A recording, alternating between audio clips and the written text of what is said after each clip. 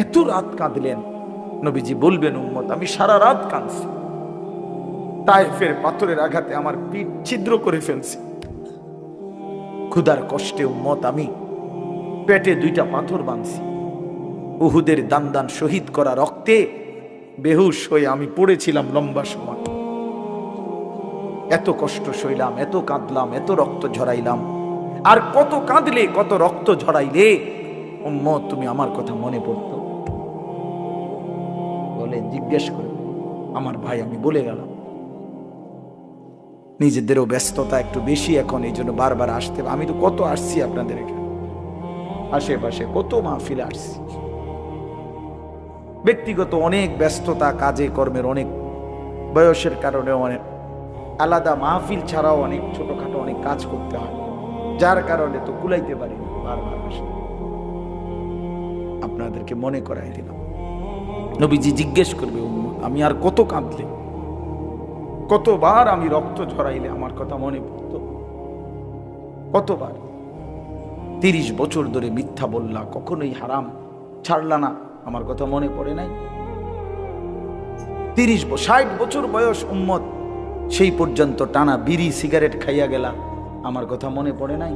তুমি জানো না আমি দুর্গন্ধ পছন্দ করতাম না? আজীবন ব্রাশ করে গেলা, কোনোদিন মেসওয়াক করার কথা মনে পড়লো না? সারা জীবন ডাইনিং টেবিলে খাইয়া গেলা, কোনোদিন দস্তরখানের কথা মনে পড়লো না? 30 বছর ধরে উম্মত দিবানিশি প্রতিনিয়ত দাড়ি কাইটা গেলা, এইভাবে যে বারবার দাড়ি কাটলা, আমার কথা কখনোই মনে পড়ে নাই? কোরআন শরীফে আছে হযরত মুসা আলাইহিস সালামের সাথে আল্লাহ তাআলা প্রথম যখন তুর পাহাড়ে কথা বলতেছিলেন, তো প্রথমবারই মুসা আলাইহিস সালামকে আল্লাহ তাআলা বলছেন, ইন্নী আনা রব্বুক ফাখলা'না আলাইক, যে মুসা আমি তোমার রব, আমি তোমার সাথে কথা বলবো, আমার ওয়াহি তোমার উপর এখন অবতীর্ণ হবে, তো আগে তুমি জুতা খুলে নাও, ফাখলা'না আলাইকা, তোমার জুতা খোলো। তো তাফসীরের মধ্যে লিখছে যে জুতা খুলতে বললেন কেন? আল্লাহর কথা শুনবার আদব এটা, নাই তো জুতা খোলার ওইখানে কোনো জরুরত ছিল না। এবং সবচেয়ে বড় কথা হলো তখন প্রচন্ড ঠান্ডা ছিল, প্রচন্ড শীত, এই পরিমাণ ঠান্ডা কুয়াশা ছিল যে মুসা আলাইহিস সালামের স্ত্রী সন্তান সম্ভবা ছিল, মানে গর্ভবতী, তো ওরা কাঁপতেছে শীতে। মুসা আলাইহিস সালাম রাস্তা হারায় ফেলছে, আবার শীতে ঠান্ডায় কাঁপতেছে। এই অবস্থায় মুসা আলাইহিস সালাম ওনার স্ত্রীকে বলছে যে পাহাড়ের এই উঁচু জায়গাটাতে মনে হয় যেন লাল আগুন জ্বলতেছে, মনে হয় সেখানে গেলে কিছু আগুন পাইতে পারি, আমি তোমার জন্য নিয়ে আসি, তুমি এখানে একটু দাঁড়াও, এতে আনলে তুমি আগুনের মধ্যে যদি একটু তাপ নাও তাইলে শীত কমে যাবে কিছুটা। এই যে না, আমরা গ্রাম অঞ্চলে ছোটবেলাতে আমরাও মনে আছে যে প্রচন্ড শীতের মধ্যে আমরা আগুন পোহাইতাম, আগুন জ্বালাইয়া, তো তাহলে বোঝা গেল প্রচন্ড শীত, কুয়াশা, বরফ। এরপরেও আল্লাহ তাআলা হযরত মুসা আলাইহিস সালামকে এই ঠান্ডা শীতের মধ্যেও আগে বলছে, আগে কি করো, জুতা করো। অথচ তখন আরো মৌজা ফিন্দানো আছে, ঠিক না? কিন্তু না, আগে বলছেন আগে জুতা করো। আনা আখতারতুকা, কোরআন শরীফে আছে যে আমি তোমাকে নির্বাচিত করেছি, বাছাই করেছি, ফাসতামি' লিমা ইউহা, তুমি আমার ওয়াহি মনোযোগ দিয়ে শোনো। তাহলে আগে জুতা খোলা, এই জন্য বললাম দাঁড়ায় থাকলে তো জুতা পরে থাকতে হয়, ঠিক না? তো এটা আল্লাহর কথা, আল্লাহর কথা শুনবার জন্য আদব জরুরি, আদব জরুরি। হাদিসের মধ্যে আছে প্রিয় নবী সাল্লাল্লাহু আলাইহি ওয়াসাল্লাম বলছেন যে আল্লাহ তাআলা আমাকে সর্বোত্তম ইলম শিখিয়েছেন, সাথে সাথে আল্লাহ তাআলা আমাকে সর্বোত্তম আদব শিখিয়েছেন। আল্লামানি রব্বি ফাআহসানা তা'লিমি ওয়া আদ্দাবানি রব্বি ফাআহসানা তা'দীবি। আল্লাহ তাআলা আমাকে ইলমও শিখাইছেন সর্বোত্তম, আদবও শিখিয়েছেন সর্বোত্তম। এই জন্য রাসূলুল্লাহ সাল্লাল্লাহু আলাইহি সাল্লামের একটা নড়াচড়া, একটা হাসি, একটা কান্না, একটা হাঁটা, একটা চলা, কোনো কিছু আজ পর্যন্ত 1450 বছরে আপনজন দুশ্মন, ইসলামের পক্ষে হোক বিপক্ষে হোক, কেউ যে এটা একটু দেখতে বেমানা, এটা একটু দেখতে সুন্দর না, এমন কোনো একটি বিন্দু নবীজির একটা নিঃশ্বাসও এমন প্রমাণ করতে পারেনি। বরং রাসূলুল্লাহ সাল্লাল্লাহু আলাইহি সাল্লামের প্রতিটা নড়াচড়া সবটাই সবচেয়ে সুন্দর। সুবহানাল্লাহ। তিনি হাসলেও সুন্দর, কাঁদলেও সুন্দর, তিনি হাঁটলেও সুন্দর, বসলেও সুন্দর, তিনি কথা বললেও সুন্দর, চুপ থাকলেও সুন্দর। কথা বললেও সাহাবীরা তাকায় থাকতেন, নবীজি চুপ থাকলেও সাহাবীরা তাকায় থাকতেন। অনেক সাহাবী এমন ছিল যে শুধু আল্লাহর নবী সাল্লাল্লাহু আলাইহি সাল্লামের চেহারা মোবারকের দিকে তাকাইয়েই থাকতেন, তা আবার কোনো কথাবার্তা নাই, তা আবার চলে যাইত। নবীজি এরকম অনেককে জিজ্ঞাসাও করছেন যে আসো, বসো, তাকায় থাকো, আবার চলে যাও, কখনো তো কিছু বলো না। তো বলতেন যে ইয়া রাসূলুল্লাহ, যখনই কোনো দুঃখ, বেদনা, পেরেশানি, অস্থিরতা হয় মনে, জিন্দিগিটা যখন কোনো অশান্তি লাগে, অস্থিরতা লাগে, তা আপনার সামনে আসি, আপনার ওই পবিত্র চেহারা মোবারকের দিকে কিছুক্ষণ তাকাই, তো জিন্দিগির সব দুঃখ পেরেশানি দূর হয়ে যায়। আপনার চেহারাই সান্ত্বনা, আপনার চেহারাই সান্ত্বনা। এই জন্য বাপ আদব জরুরি। রাসূলুল্লাহ সাল্লাল্লাহু আলাইহি সাল্লামকে আল্লাহ তাআলা সর্বোত্তম আখলাক শিখিয়েছেন। এই জন্য নবী সাল্লাল্লাহু আলাইহি সাল্লাম যেভাবে ওযু করতেন, ইস্তিনজা করতেন, পেশাব পায়খানা, খাওয়া, ঘুম, সব কিছু মডেল, সব কিছু সুন্দর, সব কিছু সুন্নাত, এবং গোটা পৃথিবীতে সবার কাছে এটা পরীক্ষিত। আজকের এই দিন পর্যন্ত আল্লাহর নবী সাল্লাল্লাহু আলাইহি সাল্লামের কোনো নিয়ম নীতি, চলাফেরা একটাও কেউ এর চাইতে উত্তম কিছু পৃথিবীতে পেশ করতে পারেনি। এটা একদম সত্য কথা। এই জন্য দয়া করে আল্লাহর কথা মনোযোগ দিয়ে শুনতে হয়, আদবের সাথে শুনতে হয়, কম হোক। আমি সব সময় বলি, কত মুসলমান আমরা আল্লাহর কথা শুনি, কিন্তু শুধু কেবল একটু আন্তরিকতা, আগ্রহ, এর অভাবে পরিবর্তন হয় নাই। তো বিশ্বাস করেন, আপনাদের এলাকার ওলামায়ে কেরাম, মসজিদের ইমাম সাহেব, জুমার নামাজের বয়ান, সবকিছুই গুরুত্বপূর্ণ, সকল কথাই আলেমরা বলে, কিন্তু হয় আপনি জিমাইছেন, নয় আপনি জুরাইছেন, নয় আপনি মনোযোগ দেন নাই, অথবা আপনি বুঝতেই চেষ্টা করেন না। ও মাইতো না, সে হুজুররা কত কথাই কয়, সব হইনা কি আর চলন যাবে, এই কথা বলিয়া সবগুলোই ফেলাই দিছে। কথা বুঝছেন না? আও এত সব ধরলে কোনো অনকার যুগে আর চলা যাইতো না, এই কথা বলে কিছুই ধরে নাই, কোনোটাই মানে নাই, পুরা জিন্দিগিটাই খেয়াল খুশির মতো চলছে। ও আরেকজনের থেকে দেখছে, পথে ঘাটে, টেলিভিশনে, অথবা নিজের মনে যেটা মন চাইছে তাই করছে। আল্লাহ তাআলা কোরআনুল কারীমের মধ্যে বলছে, যে মানুষ তার মন মতো চলে, আল্লাহর কসম, কোরআনে আল্লাহ বলছে ওই মানুষ না, ওই জানোয়ার। সরাসরি কোরআনের আয়াত আল্লাহ তাআলা বলছে যে তার ইচ্ছা মতো চলে, আল্লাহর বিধান, রাসূলের বিধান, কোনো কিছু যে তোয়াক্কা করে না, আমার মনে যা চায়, চুল এমন কেন, আমার মন চাইছে, এভাবে হাঁটো কেন, আমার মন চাইছে, এটা কি ধরনের জামা পরলা, আমার মন চাইছে, তুমি এভাবে দাঁড়াইয়া পেশাব করো কেন, আমার মন চাইছে, তুমি এখানে দাঁড়ায় আসো কেন, আমার মন চাইছে, তুমি এখন সারাক্ষণ ঘুমায় রাখছো সকালবেলা, আমার মন চাইছে। এই যে একটা মানসিকতা, আমার মনে যা চায় তাই করলাম, বিশ্বাস করেন ভাই, নওজোয়ান ছেলে তোমরাও বোঝো ভাই, এই জীবন জানোয়ারের জীবন, খোদার কসম, এটা জানোয়ারের জীবন, এটা মানুষের বাচ্চা, এ জন্তু জানোয়ার, হাইওয়ান, এ গরু ছাগলের জিন্দেগি। এই জন্য কোরআন শরীফ আল্লাহ বলছে, আরাআইতা মান ইত্তাখাযা ইলাহা, যে তার নিজের মনের চাহিদাকেই নিজের খোদা বানিয়েছে। আল্লাহ বলেন ইনহুম ইল্লা কাল আনআম, তাদের পরিচয় আর কিছুই নয়, শুধুই আনআম, চতুষ্পদ জন্তু। আপনি আপনার এলাকার যে কোনো হুজুরের জিজ্ঞাসা করেন আনআম অর্থ কি, চতুষ্পদ জন্তু, জানোয়ার, হাইওয়ান।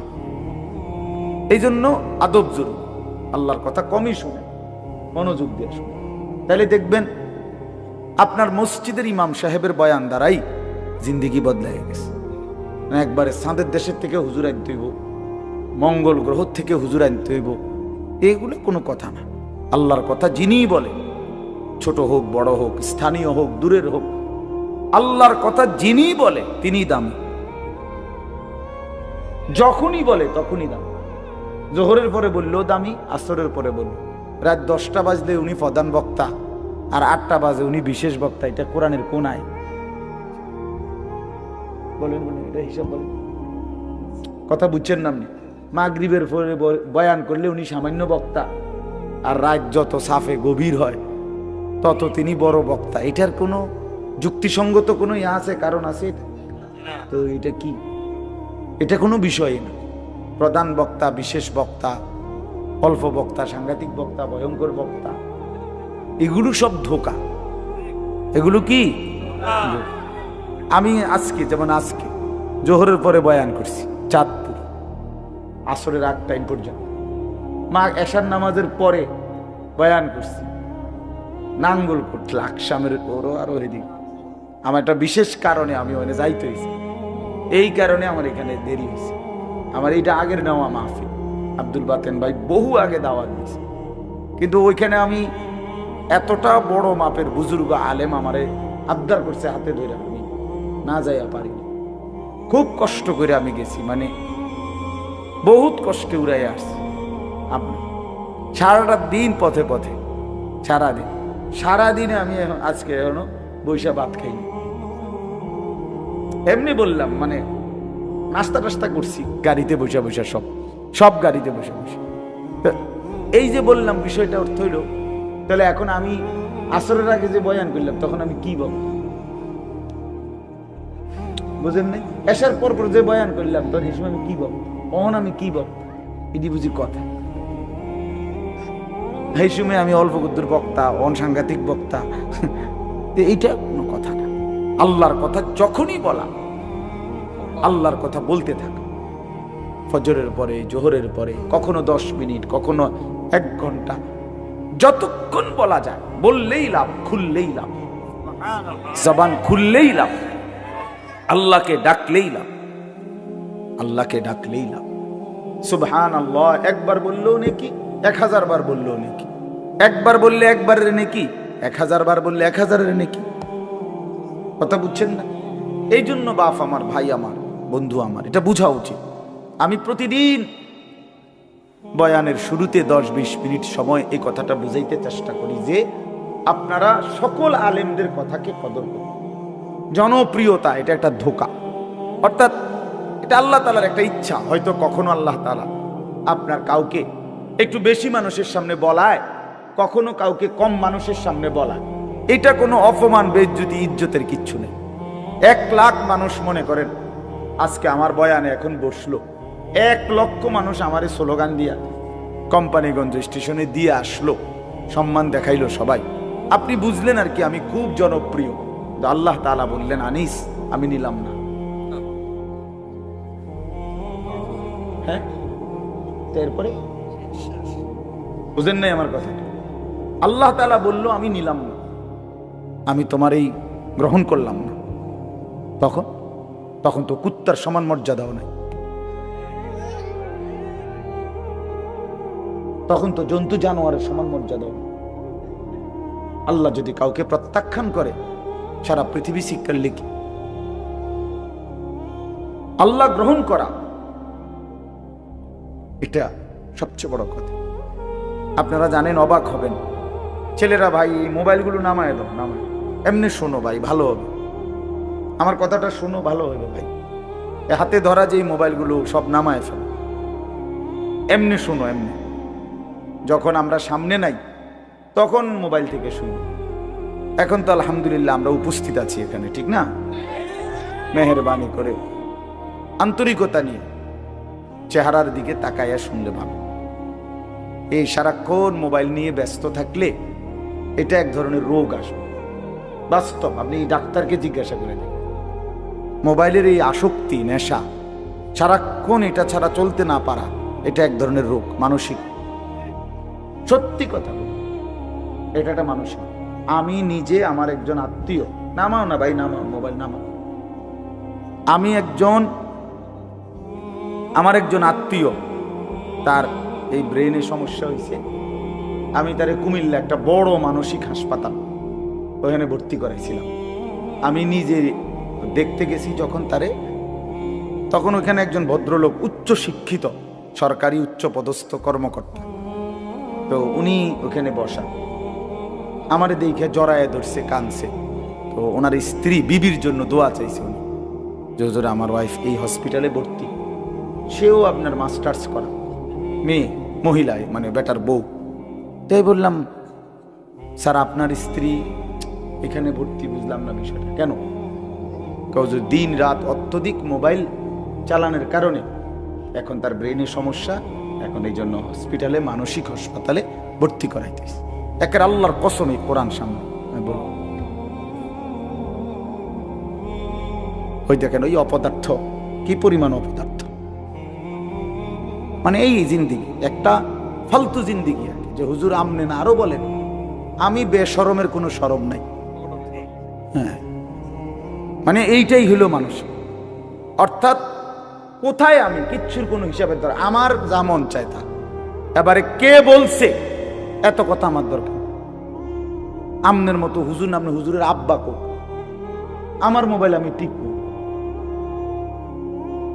বহুত বড় অসভ্য মানসিকতা এটা, অসভ্য মানসিকতা। দিন দিন ছেলে পেলে জিন্দিগির কোনো সৌন্দর্য নাই ভাইয়া। একটা সৌন্দর্য থাকতে হয়, নিজের একটা সৌন্দর্য আছে, আত্মমর্যাদা আছে, চলাফেরা, কথাবার্তা, চাল চলনের মধ্যে একটা রুচি থাকে মানুষ। আমার নিজস্ব কোনো স্বকীয়তা নাই। আমার যখন যেরকম মন চায় তখন, এক এক সময় এক এক চুল, এক এক সময় এক এক জামা, এক এক সময় এক এক ড্রেস। এটা তো স্বাভাবিক মানুষ না, এ তো প্রতিবন্ধী, বাঁতাল, পাগল মানুষ, তার সিরা মানুষ। হ্যাঁ, এজন্য বাস আমি অনুরোধ করলাম, আমি শক্তভাবে বলার অর্থ এটাই। অনেক মানুষ এটা মানসিকভাবে ক্ষতি করে, ব্রেনের উপরে চাপ, প্রয়োজনকে প্রয়োজনের মধ্যেই রাখে। বড় মোবাইল বিভিন্ন কাজে অনেক সময় বিশেষ জরুরত আছে, অফিসিয়াল কাজে, ব্যাংকিং কাজে, অনলাইনের বিভিন্ন কাজ আছে যেটা বড় মোবাইল ছাড়া চলেই না। ঠিক আছে না? প্রবাসী অনেক মানুষ আছে, তাদের অনেক কাজকর্ম এটা দিয়েই সারতে হয়। ঠিক আছে, প্রয়োজনের মধ্যেই থাকুক, জরুরত তো জরুরতের মধ্যে, কিন্তু এটা বুঝি 24 ঘন্টা এটা জীবনের অংশ বানায় ফেলা, সারাদিন সারা রাত। এটা পাগলামি ছাড়া, মাতলামি ছাড়া আর কিছু। এটা শেষ পর্যন্ত একদিন, আল্লাহর কসম আমি বললাম ছেলেরা, একদিন তোমার জীবনটা একটা শূন্য মরুভূমি বানায়া তোমারে ছেড়ে দিবে। বাস্তবতা এটা ভাই, জোরে বলো না, জোরে স্বাভাবিকভাবেই শোনো। ঠিক বলতে গিয়ে যদি আবার রসিকতা করো তো গুনাহ হবে। একজনে দুষ্টামি করে জোরে বললা ঠিক, আরেকজনে হাসি দিলা, তো মস্কারি করলো। আল্লাহর কথার সামনে কি করতে নাই? টিটকারি করতে নাই। আল্লাহর কথা তুচ্ছ তাচ্ছিল্য করা, ঈমান চলে যাওয়া, বিপদ। আমি এত কিছু বললাম, খামখেয়ালির কোনো দরকার নেই। এত জোরে এত মজা করে ঠিক বলার কিছু নেই, শুনতে থাকো ভাই, আলাদা আলাদা শোনো। এজন্য আমি বললাম প্রত্যেকটা মানুষ, কোরআনুল কারীমের মধ্যে আছে, আল্লাহ তাআলা বলেন, ওয়ালা তাকুনু কাল্লাযীনা নাসুল্লাহা ফাআনসাহুম আনফুসাহুম। আল্লাহ বলে, বান্দা তুমি আমারে এই পরিমাণ ভুলে যেও না, দীর্ঘদিন বেশি আমারে ভুলে গেলে একদিন আমি তোমাকে তোমার থেকে ভুলিয়ে দেব। একদিন তুমি টোটালি ভুলে যাবা তুমি মানুষের বাচ্চা, একদিন তুমি পুরা ভুলে যাবা তুমি মুসলমানের। তোমার একটা বাবা আছে, মা আছে, তোমার একজন আল্লাহ আছে, তোমার একজন রসুল আছে, তোমার একটা মৃত্যু আছে, তোমার একটা কবর আছে, তোমার একটা আখিরাত আছে, তোমার একটা পরকাল আছে, তোমার একদিন বিচারের মুখোমুখি হইতে হবে। এই কথাটা যদি টোটাল ভুলে যাও, সেটা অনেক বড় অধপতন, অনেক বড় মুসিবত। যে গন্তব্য জানে না, মঞ্জিল চিনে না, তার জন্য এটা অনেক বড় বিপদ। কোনো বাসে যদি কেউ উঠে কন্ট্রাক্টর জিজ্ঞাসা করে কই নামবেন, সে যদি বলে আমার জানা নাই, আপনার তোমার মতো মন মতো একটা নামাই দিও, তো সে তো পাগল বলবে। তা পাগল বলবে না? নিশ্চিত বলবে তো এটা পাগল লোক, মাতা। এই জন্য দোস্ত আমার, আমরা কোথায় যাব এটা যদি আমাদের জানাই না থাকে, তো আমি তো সুস্থ না, আমি তো পাগল। কোরআনুল কারীম আল্লাহ তাআলা বারবার বলছে, বান্দা তুমি মনে রাখো কিন্তু আমার কাছে তোমাকে ফিরে আসতে। আফা হাসিবতুম আন্নামা খালাকনাকুম আবাসান ওয়া আন্নাকুম ইলাইনা লা তুরজাউন। আল্লাহ তাআলা বলে, বান্দা তুমি কি এই ভেবেছো আমি তোমারে এমনি এমনি বানাইছি? আবাস মানে অনর্থক। আমি কি তোমাকে অনর্থক বানিয়েছি? কোনো উদ্দেশ্য নাই, কোনো উদ্দেশ্য নাই আমার, এমনি এমনি ছেড়ে দিলাম। ওয়া আন্নাকুম ইলাইনা লা তুরজাউন। আল্লাহ তাআলা বলে, বান্দা তুমি কি এই ভেবেছো যে তোমাকে আমার কাছে আসতে হবে না, ফিরতে হবে না? কি বলেন আপনারা, কি মনে করেন? বাবারা বলেন, কি মনে করেন? আল্লাহর কাছে ফিরতে হবে? আমাদেরকে আল্লাহ তাআলা বেহুদা বানাইছেন? তো এটা তো জিজ্ঞাসা করা উচিত, কেন বানাইলেন মালিক? কেন আসলাম পৃথিবীতে? আমি যা করছি এটাই কি আপনি চাচ্ছিলেন? আমাকে যাচ্ছি কোথায়? আমার প্রতিদিন যে মানুষগুলো মৃত্যুবরণ করলো তারা গেল কোথায়? আমি যাব কোথায়? সেখানে আমাকে কিছু বলবে কিনা, জিজ্ঞেস করবে কিনা?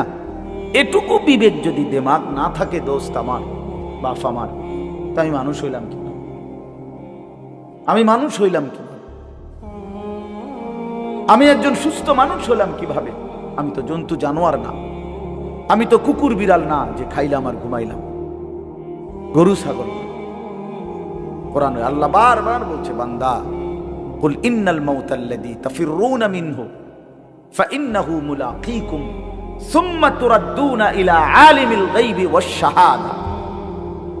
আল্লাহ বলে, বন্ধু আপনি আমার বান্দাদের সকলকে বলে দেন, দুনিয়াবাসী মৃত্যু থেকে তোমরা যেখানেই পলায়ন করো না কেন, মৃত্যু নিজেই তোমাদের সাথে সাক্ষাৎ করবে। সুম্মা তুরাদ্দুনা ইলা আলিমিল গায়বি ওয়াশ শাহাদা। অতঃপর তোমাদের সকলকে প্রকাশ্য এবং গোপন সব জানেন যেই সত্তা মহান আল্লাহ, তার কাছেই ফেরত আনা। তিনি কে? ফায়ুনাব্বিউকুম বিমা কুনতুম তা'মালুন। অতঃপর আল্লাহই তোমাদেরকে শোনাবেন, জানাবেন তোমরা তোমাদের পুরো জিন্দেগিতে কি কি করেছিলে। এইভাবে বহু আয়াত ইলাল্লাহি মারজিউকুম জামিআন। আল্লাহ বলে তোমাদের সকলকে আমি আল্লাহর কাছে ফিরতে হবে। ইলাইহি তুরজাউন, ইলাইহিল মাসির, ইলাইয়াল মাসির। এভাবে বারবার আল্লাহ করে, বান্দা ফিরতে হবে, আসতে হবে, আমার কাছে আসতেই হবে। আমার শায়েখ আল্লামা মুফতি মুশতাকুর নবী সাহেব বলে, আল্লাহ তাআলা ছাড় দেয়, ছেড়ে দেয় না। যেই ছেলে গুড্ডি উড়ায় সে সুতা ছাড়ে, নাটাই ছাড়ে না। নাটাই বোঝেন না, যেটার মধ্যে সুতা, হ্যাঁ এইটা নাটাই, হাতে যেটা থাকে আর কি। তো সুতা তো ছাড়তে ঘুড়ি অনেক উপরে চলে গেছে, কিন্তু ছেলেটা নাটাই তো ছাড়ে না, নাটাই ছাড়ে না। তো আল্লাহ তাআলা বলে, বান্দা 60 বছর, 50 বছর, 70 বছর, 30 বছর, 100 বছরের সুতা তো আমি ছেড়ে দিছি, কিন্তু নাটাই ছাড়ি নাই।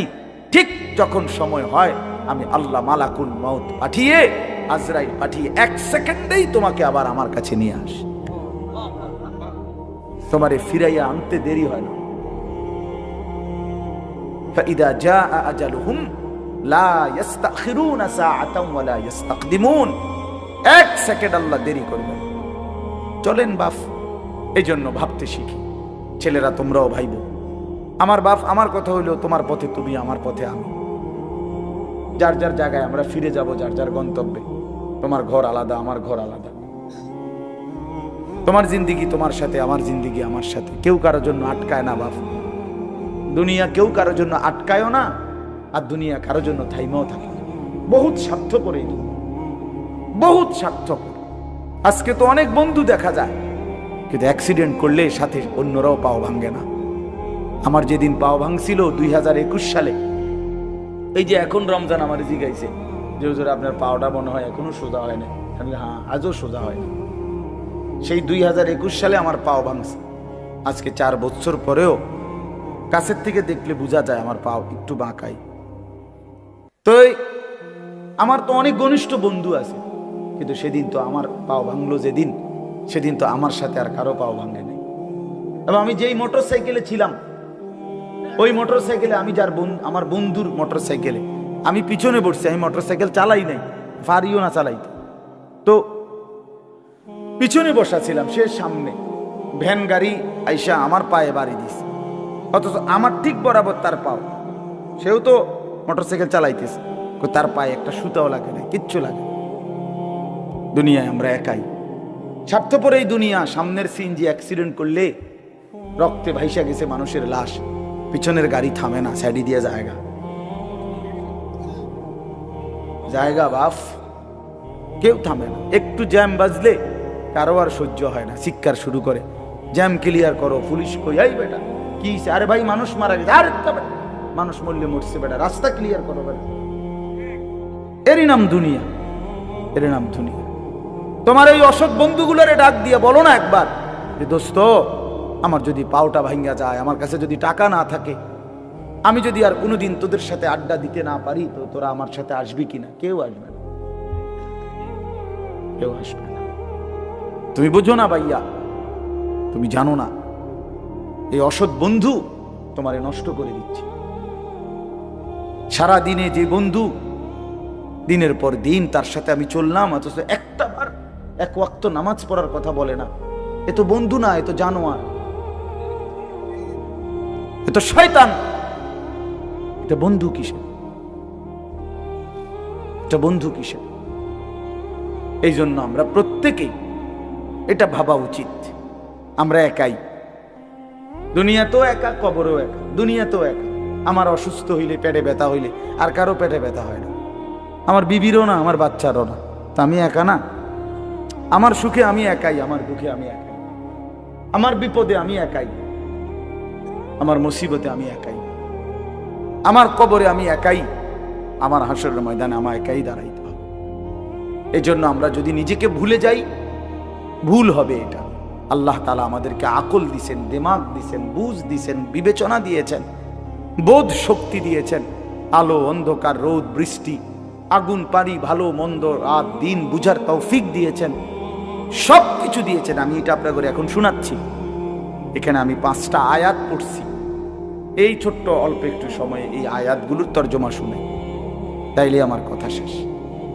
শুরুতে আমি এটা বলে নিলাম, আল্লাহর কথা মনোযোগ দিয়ে শুনবেন। আপনাদের এলাকার ওলামায়ে কেরামের বয়ানও, এই জুমার বয়ানও আন্তরিকতা নিয়ে শুনবেন, বলেন ইনশাআল্লাহ। অনেক চাচা, বয়স্ক, মুরব্বী, অনেকের মানসিকতা হইল এই জুমার বয়ান হয় মসজিদে, উনি বসে বসে জুড়ায়, এ বইয়ে বইয়ে কাব্যায়, এ কাব্যাই না বেড়ই, এ কাব্যাই নেই থাকে, আর কামে লাগে না। এই জীবনটা শেষ জীবন পর্যন্ত, বুড়া বয়সেও ওই সাদওয়ান আর ওই বন বিড়ি ছাড়া আর কোনো কামে লাগে না। এই ডিউটি এটা, বইয়া বইয়া বন খায়, বিড়ি খায়, আর এই গপ মারে, সিহুলি কয়, সিনেমা, নাটক, সিনেমা, নর্তকী, নাচ গান, টেলিভিশন, বসে বসে চা দোকানে এগুলো দেখে। কারণ আমল করবে কিন্তু জানেই না কিছু, জানেই তো না কিছু, শিখেই তো নাই কিছু, শিখেই তো না কিছু। আমলের মধ্যে কোনো ভুল আছে কিনা এটাও তো সংশোধন করে না। 100 দানার তসবি পড়ে ফেলছে 1 মিনিটে। এটা কি তসবি পড়লো? মিনিটের মধ্যে, মিনিট, মেশিনে। সুবহানাল্লাহ, সুবহানাল্লাহ, আলহামদুলিল্লাহ, আল্লাহ, নিকিতা, এগুলো কি? আপনি জিজ্ঞাসা করেন, এখন একজন আলেম জিজ্ঞাসা করেন, পৃথিবীর কোন আউলিয়া বুজুর্গকে জিজ্ঞাসা করেন, এটা মোটেই তাসবিহ না, কোনদিনও না। ইসলামে রাসূলুল্লাহ সাল্লাল্লাহু আলাইহি ওয়াসাল্লাম জীবনে কোনোদিন বলে নাই যে উম্মত তাসবিহ যত তাড়াতাড়ি শেষ করতে পারবা তত নেকি, নামাজ যত তাড়াতাড়ি শেষ করতে পারবা তত নেকি, তারাবি যত তাড়াতাড়ি শেষ করতে পারবা তত নেকি। আল্লাহর কোরআন, রাসূলের হাদিস, কোন আউলিয়া, কোন পীর মাশায়েখ, কোন উলামা, কোন পীর বুজুর্গ, কোন ফকিহ, মুফতি, মুহাদ্দিস, ইমাম, আলেম কেউ কোনোদিন বলে নাই। মিয়া, আপনি এটা কি নামাজ পড়েন? 4 রাকাত সুন্নত পড়তে আপনি 1.5 মিনিটে ওডে আর নামে মস্কারি করে আর কি, আল্লাহর সাথে মস্কারি করে। একটা ফরনারি সূরা, কেরাত, দোয়া, কালাম, আত্তাহিয়াতু, তাশাহুদ, দোয়ায়ে কুনুত সব ভুল। আপনি নামাজ পড়েন, হ্যাঁ, হাসরের ময়দানে গিয়ে দেখবেন সবটি মিলাইয়া 100 গ্রাম ওজন আইয়ে না, টের পাইবেন তো তখনই। কথা বুঝেন নাই? আমরা হুজুররা আজীবন শুদ্ধ কোরআন পড়তে হবে, আর আমনে ভুল কোরআন পড়ে বেহেশতে চলে যাবেন। বেহেশত এরকম বেইনসাফের জায়গা না, বেহেশত ইনসাফের জায়গা। নামাজ, রোজা, হজ, যাকাত, জিকির, তেলাওয়াত, কোরআন, এর জন্য আপনার জন্য যে আইন আমার জন্য সে আইন, আমার জন্য যে আইন আপনার জন্য সে আইন। রাসূলুল্লাহ সাল্লাল্লাহু আলাইহি সাল্লামের জন্য কোরআন শরীফ শুদ্ধ করা ফরজ, আর সাহাবীদের জন্য কোরআন শরীফ কোন রকম পড়লেই চলতো, এটাই নিয়ম ছিল তো। তাইলে আপনি সাধারণ মানুষ, আপনি পাবলিক, আপনি ছোটবেলায় পড়েন নাই, আপনি স্কুলে পড়ছেন, আপনি কলেজে পড়ছেন, এই সমস্ত কথা বললেই আপনার কোরআন শরীফ অশুদ্ধ, সূরা কেরাত অশুদ্ধ, তাইলে আপনি মাফ পেয়ে যাবেন, এ কথা আপনারে কে বলল? পাবলিক হইলে কোরআন শরীফ শুদ্ধ করতে হয় না, এ কথা আপনারে কে ফয়সালা দিল? বলেন চাচা, একজন চাচা বলেন, কথাটা বুঝছেন নি আমার চাচা? না আপনি গ্রামের মানুষ হইলে আপনার সূরা কেরাত শুদ্ধকরণ লাগবে না, আপনি ভুল করেই সারবো আপনার, এই কথা ফয়সালা দিছে কে? কোন হুজুর? তার বিচার হইবে। বলেন মিজান ভাই, আপনি জিগান, কে বললো এই কথা? এরকম কোনো অধিকার আছে কারো সিদ্ধান্ত দেওয়া? স্কুলে পড়লে, কলেজে পড়লে তোমার আর কোরআন শরীফ শুদ্ধ করতে হবে না ভাইয়া, এই কথা তোমারে কে বলল? কে বললো এটা? রাসূলুল্লাহ সাল্লাল্লাহু আলাইহি ওয়াসাল্লামের সামনে যে সাহাবী দাঁড়াইতেন আবু বকর, আর পিছনে যে সাহাবী, সকলের কোরআন শরীফ সমান শুদ্ধ ছিল, সকলের রুকু সেজদা সমানভাবে বিশুদ্ধ ছিল। পিছনের ওয়ালার সেজদা আর সামনের ওয়ালার সেজদা বরাবর ছিল। মস্কারি করে আমরা গ্রামের মানুষ, হুজুর আমরা হইলাম সাদা সিধা মানুষ, কোন রকম, হ্যাঁ, কোন রকম কদ্দুর দিন আইনা দিন খাই, আলাপ করে আলাপ। আপনার এই সমস্ত আলাপে হবে না বাপ, বিশ্বাস করেন না, হবে না। কোরআনুল কারীমের মধ্যে আল্লাহ বলছেন, ফামান কানা ইয়ারজু লিকা রাব্বিহি ফালিয়ামাল আমালান সালিহা ওয়া লা ইউশরিক বিইবাদাতি রাব্বিহি আহাদা। রব্বুল আলামিন বলেন, আখিরাতে যারা যারা আমি আল্লাহর সাক্ষাৎ তথা জান্নাত পেতে চাও, দুইটা আমল, দুইটা বিষয় লাজেম। 1 নাম্বার, ফালিয়ামাল আমালান সালিহা, প্রতিটি আমল করতে হবে সালিহা, বিশুদ্ধ। যদি আমি আল্লাহর সাক্ষাৎ চাও, যদি জান্নাত পেতে চাও, ফালিয়ামাল আমালান সালিহা। কোরআনুল কারীমের সমস্ত জায়গায় আল্লাহ আমলের সাথে সালেহ এই শব্দ যোগ করেছেন, শুধু আমল মন মতো করতে বলে নাই, সালেহ হইতে হবে। ইল্লাল্লাযীনা আমানু ওয়া আমিলুস সালিহাত ওয়া'দাল্লাহুল্লাযীনা আমানু মিনকুম ওয়া আমিলুস সালিহাত। বারবার আল্লাহ বলছেন, বান্দা আমল হতে হবে বিশুদ্ধ। নেক আমল মানে বিশুদ্ধ আমল, বিশুদ্ধ আমল হইলেই নেক আমল। বোঝেন নাই? যে আমল বিশুদ্ধ আমল, ওই আমল নেক আমল। যেটা নেক আমল ওইটা বিশুদ্ধ আমল। মানে বিশুদ্ধ আমল না হলে সেটা নেক আমল হয় না। নেক আমল হইতে হইলে বিশুদ্ধ আমল ছাড়া হবে না। হবে, হ্যাঁ হ্যাঁ। কোন সাধারণ থেকে সাধারণ মানুষের জন্য জমি দলিল করার নিয়ম যা, একেবারে উচ্চ শিক্ষিত ডক্টরেট ডিগ্রিধারী ব্যক্তির জন্য জমি দলিল করতে নিয়ম তা। কথা বলেন না কেন? দুনিয়ার নিয়ম বরাবর মিয়া, তার আখিরাতের নিয়মের ব্যাপারে বরাবর হবে না কেন? আপনারা ভুল করবেন না। আমি অনুরোধ করলাম, রাত গভীরে বললাম আপনাদেরকে, বয়স্ক চাচারা, বাবারা, হায়াতের যেটুকু বাকি আছে এটুকু সময় কাজে লাগান, এটুকু সময় কাজে লাগান। 60 বছর আল্লাহর দেওয়া নিয়ামত। সকলকে আল্লাহ তাআলা 60 বছর পর্যন্ত হায়াত দেয় না বাবা। কোরআন শরীফে আছে, আল্লাহ বলেন, ওয়ামিনকুম মান ইউতাওয়াফা মিন ক্বাবলু অগণিত লোককেই আমি আল্লাহ বৃদ্ধ পর্যন্ত পৌঁছবার আগে আগেই মৃত্যু দিয়ে থাকি। হযরত ইবনুল জাওজি একজন বিশ্ববিখ্যাত মুহাদ্দিস আলেম ছিলেন। তিনি বলছেন, ইবনুল জাওজি তিনি যুবকদেরকে লক্ষ্য করে বলছেন, হে যুবক, তোমরা প্রত্যেকেই নিজ নিজ মহল্লার আশেপাশে হিসাব করে দেখো তোমার সমবয়সী কিশোর যুবক কতজন আর সমপরিমাণ বৃদ্ধ কতজন। তাহলে দেখবা তোমার সমবয়সী কিশোর যুবক যদি হয় 30 জন 50 জন, তো তোমার বাড়ি পাড়া মহল্লায় তার সাথে হিসাব করলে বৃদ্ধ হবে 2 জন 3 জন 1 জন। তাহলে বোঝা গেল অধিকাংশই যুবকই বৃদ্ধ হয় না, বৃদ্ধ হয় না। তিনি বলছেন, হাসান বসরি রহমতুল্লাহ আলাই, ইন্না যারআ কাদ তুদরিকুল আহাতু ক্বাবলা আন ইয়াবলুগা। তিনি বলছেন, হে যুবক, তুমি লক্ষ্য রেখো একটি গাছের মধ্যে ফল ধরবার আগে যেই ফুল ধরে যতগুলো, সবগুলো ফুল ফলে পরিণত হয় না। যতগুলো ফল বের হইছে সবগুলো পাকা পর্যন্ত যায় না, তার আগেই ঝরে পড়ে অগণিত।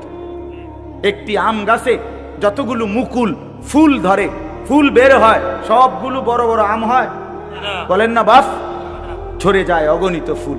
এরপরে যেগুলো আম হয় ছোট ছোট, তো সবগুলো ছোট্ট আম বড় হইয়া পাকা পর্যন্ত পূর্ণ হয় না, ঝরেই যায় বেশি, থাকে কয়টা? অল্প। এজন্য মানুষের হায়াতে বৃদ্ধে পৌঁছবার আগে আগেই ঝরে যায় বেশি, খবরে চলে যায় বেশি। এটাই সত্য, এটাই বাস্তবতা। প্রত্যেক বাড়িতে বাড়িতে আছে। মানুষ বলে যে এই চাচা, এই দাদা আমগো বাড়ির মধ্যে হুজুর আর এই শেষ মুরব্বী, ঠিকই না বলেন না? চাচাই আর বাচ্চা রয়েছে, দোয়া করেন, জ্যাঠার জন্য দোয়া করেন, এরকম বলে না? আমাদের কাছে তো বলে। তো বাড়িতে তখন অনেক লোক আছে, ছেলে পেলে, কিন্তু বয়স্ক লোক আছে কয়জন? 1 জন 2 জন 1 জন। এই জন্য যুবক অনেক নওজোয়ান বলছো, ভাইয়া আমি অনুরোধ করলাম, দোস্ত আমার, বন্ধু আমার, নিজেরে নষ্ট করে দিও না বাপ, নিজেরে নষ্ট করে দিও না। দেখো ডানে বামে তুমি নষ্ট হয়ে গেলে, পচে গেলে, কেউ নাই, কেউ নাই, কেউ নাই। কোনো চরিত্রহীনকে কেউ ভালোবাসে না, কোনো দুশ্চরিত্র, কোনো মদখোর, নেশাখোর, গাঁজাখোর, বাবাখোর, ইয়াবাখোর, ডাইলখোর, কুইট্টাখোর, এই হারামিরে কেউ পছন্দ করে। কোনো সুদখোর, কোনো ঘুষখোর, কোনো কিস্তিওয়ালা, এরে কেউ পছন্দ করে না। কোনো হারামখোরকে কেউ পছন্দ করে। সামনে ভয়ের কারণে, ক্ষমতার কারণে, বাহাদুরির কারণে, হয়তো কখনো কখনো সামনে যদিও কিছুটা ভদ্রতার দেখায়, কিন্তু পিছনে অভিশাপ দেয়। তোর উর্ফে খোদার গজব পড়ো, এমনে বলে, তোর উর্ফে আল্লাহর লানত পড়ো, তুই মানুষের সম্পদ কুক্ষিগত করস, এই কথা বলে। তো বেটা কি টাকা কামাইলি, কি বাড়ি করলি বেটা, টাইলস লাগাইলি, মানুষ তোরে অভিশাপ দেয় বেটা। এর চাইতে এই জিন্দেগির চাইতে মরে যাওয়া ভালো বেটা, মরে যাওয়া ভালো, হারাম খোর বেটা। এই জন্য বাপ, কোন নাফরমানকে কেউ পছন্দ করে না, কোন জালেমকে কেউ সম্মান করে না, মহব্বত করে। আল্লাহ তাআলা আল্লাহর নজর থেকে, বিশ্বাস করেন যে আল্লাহর নজর থেকে সরে যায় প্রত্যেক পাপী, নাফরমান পাপী আল্লাহর দৃষ্টি থেকে, আল্লাহর রহমের দৃষ্টি থেকে সরে যায়।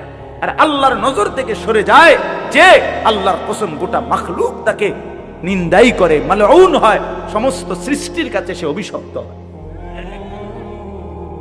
আল্লাহর রহমের নজর যার উপরে পড়ে তারে গোটা সৃষ্টি ভালোবাসে। ইন্নাল্লাযীনা আমানু ওয়া আমিলুস সালিহাত সায়াজআলু লাহুমুর রাহমানু ওয়ুদ্দা। আল্লাহ বলে, নিশ্চয়ই যারা ঈমানওয়ালা হলো এবং সমস্ত নেক আমল বিশুদ্ধভাবে করলো, আমি আল্লাহ আমার গোটা সৃষ্টি জগতের মধ্যে তার জন্য আমি নিজে ভালোবাসা দিয়ে দেব। ভালোবাসা দিয়ে, ভালোবাসা জোর করে আদায় করতে হয়। মহব্বত আল্লাহর পক্ষ থেকে, মহব্বত আপনাদের সাথে আমাদের ভালোবাসা আল্লাহর পক্ষ থেকে, ঠিক কিনা বলেন না? আল্লাহর পক্ষ থেকে, আল্লাহর পক্ষ, আল্লাহর পক্ষ থেকে। আপনাদের কারোর সাথে আমাদের কারো কোনো লেনদেন নেই, আমার কোনো লেনদেন নাই আপনাদের সাথে, আর্থিক কোনো লেনদেন নাই এখানে একজন লোকের সাথে। আছে কোনো লেনদেন, কিন্তু মহব্বত আছে, ঠিক কিনা বলেন? আছে না মহব্বত? এই ভালোবাসা আল্লাহর জন্য, এই ভালোবাসা আসমানওয়ালার পক্ষ থেকে, আসমানওয়ালার পক্ষ থেকে। আল্লাহ আমাদেরকে উত্তমভাবে বুঝবার তৌফিক দান করেন। চলেন এই আয়াতগুলোর তর্জমা শুনাই, তাইলেই কথা শেষ। এই সূরাটার নাম হলো সূরা দাহার। দাহার কোরআনুল কারীমের 29 নম্বর পারা 76 নম্বর সূরা কোরআনুল কারীমের। এই সূরার মধ্যে মোট 30টা আয়াত। আমি মাত্র 5টা আয়াত পড়ছি। অল্প একটু সময়ে 5টা আয়াতের সংক্ষিপ্ত তর্জমা শুনাই ইনশাআল্লাহ, তাইলে আমাদের কথা শেষ হবে। আগে একটা কথা শুধু আমরা বুঝি, একসাথে আমি মুখে বলে নেই, তাহলে তর্জমা করলে সহজ হয়ে যাবে ইনশাআল্লাহ। সূরাটার নাম হলো সূরা দাহার। দাহার মানে হলো যুগ। আমরা যে বলি যুগ যুগ ধরে, এই যুগ বলে আর কি। সময়ের একটা অংশকে কি বলে? যুগ বলে। এই যুগ দাহার। এই সূরাটার 30টা আয়াত। এই সূরাটার একটা বৈশিষ্ট্য হলো কোরআনুল কারীমের এই সূরাটার মধ্যে, পুরা কোরআনের মধ্যেই আল্লাহ তাআলা জান্নাতের অনেক বর্ণনা দিয়েছেন। একটু আগে আমি আইসা শুনতেছিলাম মাওলানা আব্দুল হক ভাই শেষ যে অংশ কথা বলতেছেন, জান্নাতের কথাই বলতেছিলেন, জান্নাতের তেলাওয়াতের কথা বলতেছিলেন, ঠিক না? হ্যাঁ, হযরত দাউদ আলাইহিস সালামের কণ্ঠে তেলাওয়াত। আচ্ছা, কি মজাটা হবে না? কি মজাটা! আল্লাহু আকবার। 70,000 বছর এক টানা হযরত দাউদ আলাইহিস সালাম তেলাওয়াত করতেন। 70,000 বছর। এই 70,000 বছর জান্নাতীরা সব ভুইলা শুধু উনার তেলাওয়াত শুনে। আল্লাহু আকবার। এরপরে থামবে, এরপরে আল্লাহ তাআলা আমাদের প্রিয় নবী, ছেলেরা তোমরা যে ফাজলামি করতেছো এখানে বৈশা, এই বেটা আহাম্মক কোথাকার, নামো এখান থেকে বেটা, অপদার্থ বেটা, এতটুকু আক্কল নাই বেটা, নামো এখান থেকে, নামো। তোমার বাপ দাদার সমান মানুষ এখানে বসা আছে বেটা, আহাম্মক বেটা। আখলাক শিখবে কখন ছেলেরা বলেন মিয়া? মুসলমানের বাচ্চা ন্যূনতম আখলাকও যদি না শিখে, জীবনে আমাদের হলোটা কি? তাই কতগুলো খাট পালং আর সোফা আর কতগুলো ফার্নিচার আর কাচের প্লেট নুনের বাড়ির হিসাব দিয়া কবরে চলে যাচ্ছে। জীবন মানে কতকটা ঘর করছে, জিন্দিগি মানে একটা বিল্ডিং করে দিছে, জিন্দিগি মানে এক সেট খাট বানাইয়া সোফা বানাইয়া দিছে। খালাস 60 বছর জীবনের ব্যয় করছে এই একটা কাম। এতটুকুই জীবন মিয়া। সন্তান যদি আখলাক না শিখে, স্ত্রী যদি পর্দানশীল না হয়, ছেলেটা যদি নামাজি না হয়, মেয়েটা যদি পর্দানশীল না হয়, খাট পালং আর এই সোফা ফার্নিচার দিয়া হবে কি হবে মিয়া?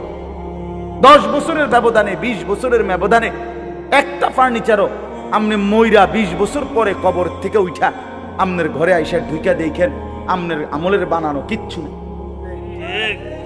নাই। আমার দাদা 10 গ্রামের মধ্যে জমিওয়ালা ছিলেন। আমার দাদার ফসলের জমি ছিল অনেক, হালের বলদ গরু ছিল অনেক। আমার দাদা সম্পদশালী ছিল, আমার দাদার বিরাট বাড়ি ছিল। দাদা মৃত্যুর 12 বছর গোনা। 12 বছর পরে আমি আমার জ্যাঠা, আপন বড় জ্যাঠারে বলছিলাম একদিন, জ্যাঠা আমার দাদার রেখে যাওয়া স্মৃতি হিসাবে বাড়িতে আমার দেখাইবার মতো কিছু আছে কিনা, একটা নুনের বাটি বা কাচের প্লেট বা কিছু একটা আমার কুতুরি দেখান। আমার জ্যাঠা কাইন্দা দিছিল, কাইন্দা বলছিল, ভাতিজা তোরে দেখাইবার মতো কোনো কিছুই আমার বাবার স্মৃতি আমার কাছে নাই। মাত্র 12 বছর, এর নাম দুনিয়া। ধোকার এই দুনিয়ায় কিচ্ছু রাখে না, কিচ্ছু রাখে না। শুধু শুধু মুসলমান আমরা, ছেলের নজর নাই, মেয়ের নজর নাই, কি করে না করে পোলা ফাইন হেবড়া পয়সা কামায়, হেবড়া শুধু ঘরে বানায়, হেবড়া শুধু ফার্নিচারে কেনে, আর পোলাও মানুষ, মেয়েও মানুষ। 365 দিনে খোদার একটা বছরে কোনোদিন ফজরের নামাজ পড়ে না। এত বড় জানোয়ার মুসলমানের ঘরে ঘুমায় কেমনে বেটা? তার যদি বাপ থাকে, তার যদি মা বাইচা থাকে, যদি বাপ বাইচা থাকে, এই সন্তান এত বড় জানোয়ার হইল কেমনে? তুই কোন মার ঘরে জন্ম নিলি না ফরমান? তুই কোন বাপের ঘরে জন্ম নিলি? কোনদিন ফজরের নামাজ পড়স না হাইওয়ান, তুই পৃথিবীতে আসলি কেন? কে তোরে বানায়? তো কুকুর বিড়ালের জিন্দিগি, এটা তো জন্তু জানোয়ারের জিন্দিগি। জীবনের হিসাবে তো মিলাইতে জানেন না। ভাতের থালা কতুরি ভাত খাইতে এলেই ভালো, খাইয়া পড়িয়া ভালো আছে, খাইয়া পড়িয়া মানুষ ভালো থাকে না। ভালো থাকা হয় ইমানে আমলে, নামাজে রোজায় ইবাদতে আমলে ভালো থাকে। খাইয়া পড়িয়া ভালো থাকার কিছু নাই। খাইয়া পড়িয়া আমরা চাইতে জন্তু জানোয়ার আরো বেশি খায়। একটি হাতি একদিনে 250 কেজি খাবার খায়। গবেষকদের 250 কেজি, 90 লিটার পানি পান করে। এটা বইতে আছে, গবেষকদের কথা। 90 লিটার পানি পান করে একটা হাতি একদিন। তো পৃথিবীতে কতগুলো হাতি? সারা বাংলাদেশে কতগুলো হাতি? সারা পৃথিবীতে কতগুলো হাতি? তার আল্লাহর দুনিয়া, আল্লাহর দেওয়া রিজিক ওরা কি পরিমাণ ভক্ষণ করছে, আমরা সেই তুলনায় কিছু খাইনি। কি খাই আমরা? কি খাই আমরা? এই জন্য দয়া করে রাগ হইয়েন না, বুঝাইতে চাইলাম। ছেলেদের দিকে নজর দেন, মেয়েদের দিকে নজর দেন। সংসারে মানুষ হলো আসল। মানুষ নষ্ট হইয়া গেলে ফার্নিচার দামি হইলে লাভ কি? ছেলে মেয়ে চরিত্রহীন হইলে খাটটা তো মজবুত, কিন্তু ছেলেটা তো ওই খাটে শুয়ে সারা রাত উলঙ্গ ছবি দেখে। ঘরটা তো বিল্ডিং এর বুঝলাম, টাইলসও বুঝলাম, তো মেয়েটা তো সারা রাত আরেকটা ছেলের সাথে অবৈধ প্রেমের আলাপ করে। তাহলে আপনার জীবনের অর্থ কি বাবা? এই জীবনে বেঁচে থাকার লাভ কি? আল্লাহ আমাদেরকে মাফ করে দেন। এজন্য আমি বলতেছিলাম এই সূরাটার নাম হলো সূরা দাহার। অর্থ হলো ওই যে বললাম যুগ। এই সূরার মধ্যে একটা বৈশিষ্ট্য হলো আল্লাহ তাআলা এই সূরার মধ্যে জান্নাতের বর্ণনা, পুরা কোরআনের মধ্যেই জান্নাতের বর্ণনা আছে, তবে এই সূরার মধ্যে সবচেয়ে চমৎকার, মানে লম্বা এবং খুব হৃদয়গ্রাহী আকর্ষণীয় ভঙ্গিমায় আল্লাহ তাআলা জান্নাতের বর্ণনা দিয়েছেন এই সূরার মধ্যে। মানে জান্নাতের মেহমানদারিটা কেমন হবে আল্লাহ, এটার একটা অসাধারণ বর্ণনা দিয়েছে। আপনি শুনলে পুরাটা সূরা এক্ষণ যাইতে মন চাইবে, এক্ষণ যদি আপনার লগে গাড়ি যাই, যদি পথে জান্নাত পাই নাই মেলাম, এতটা শুনুন। সুবহানাল্লাহ, সুবহানাল্লাহ। তো জান্নাতের বর্ণনা আল্লাহ তাআলা এই সূরার মধ্যে অত্যন্ত আকর্ষণীয় ভঙ্গিমায় পেশ করেছেন। তো রাসূলুল্লাহ সাল্লাল্লাহু আলাইহি ওয়াসাল্লামের উপরে যেদিন এই সূরাটা নাজিল হয়, মানে যেদিন এই সূরা নাজিল হচ্ছিল, তখন নবীজির সামনে কয়েকজন সাহাবী বসা ছিলেন। এর মধ্যে একজন সাহাবী ছিলেন সামনে বসা, উনি একদম কালো চেহারা, হাবশি, কালো মানুষ, রাসূলুল্লাহ সাল্লাল্লাহু আলাইহি ওয়াসাল্লামের সাহাবী। তে এই টাইমে সাহাবীদের সামনে, নবীজির সামনে বসা, কথাবার্তা বলতেছেন। ঠিক এই টাইমে হযরত জিবরাইল আলাইহিস সালাম নবীজির কাছে আসলেন। তো নবীজি সাল্লাল্লাহু আলাইহি সাল্লামের কাছে জিবরাইল যখন আসতেন কোরআন নিয়া, মানে ওহী নিয়া, তখন আল্লাহ নবী সাল্লাল্লাহু আলাইহি ওয়াসাল্লামের চেহারা মোবারক বদলে যেত, চেহারার রঙই পাল্টায় যেত। তো সাহাবায়ে কেরাম চেহারার দিকে তাকাইলেই বুঝতেন জিবরাইল আসছে। কে আসছে? এমনিতে আমাদের প্রিয় নবী সাল্লাল্লাহু আলাইহি সাল্লাম তিনি গোটা কায়নাতের সবচেয়ে সুন্দর, সবচেয়ে সুন্দর। মুহাদ্দিসিন কেরাম বলে, কিতাবের মধ্যে আছে, আল্লাহ তাআলা অর্ধেক সৌন্দর্য, এই সৃষ্টি জগতের অর্ধেক সৌন্দর্য আল্লাহ তাআলা ইউসুফ আলাইহিস সালামকে দান করেছেন, আর বাকি অর্ধেক সারা সৃষ্টিকে দিয়েছেন। বুঝেন নাই? এই বাকি অর্ধেক সৌন্দর্য দিয়া গাছ এত সুন্দর, ফুল এত সুন্দর, ফল এত সুন্দর, মাছ এত সুন্দর, পাখি এত সুন্দর, হাজারো নারী এত সুন্দর, আসমান এত সুন্দর, জমিন এত সুন্দর, এগুলো হলো অর্ধেক। আর ইউসুফ আলাইহিস সালাম একাই অর্ধেক। আচ্ছা বেটা কি সুন্দর আছিল, বেড়িরা যে দৌড় দিছে না পাগল হইয়া, এইটাই তো বহুত কথা। তো ইউসুফ আলাইহিস সালাম অর্ধেক সৌন্দর্য আল্লাহ দিয়েছেন, আর বাকি সৃষ্টি জগৎকে আল্লাহ তাআলা অর্ধেক সৌন্দর্য দিয়েছেন। এটা নবীজি বলছেন সাল্লাল্লাহু আলাইহি ওয়াসাল্লাম। তো মুহাদ্দিসিনে কেরাম ব্যাখ্যা করছে যে নবীজি তো দুই ভাগ করে দিলেন, অর্ধেক বললেন ইউসুফকে দিছে আল্লাহ, অর্ধেক সৃষ্টি জগৎকে। তো তিনি নিজে বুঝেন নাই, মানে উনি নিজের ব্যাপারে তো কিছু বললেন না, ওনার সৌন্দর্যটা।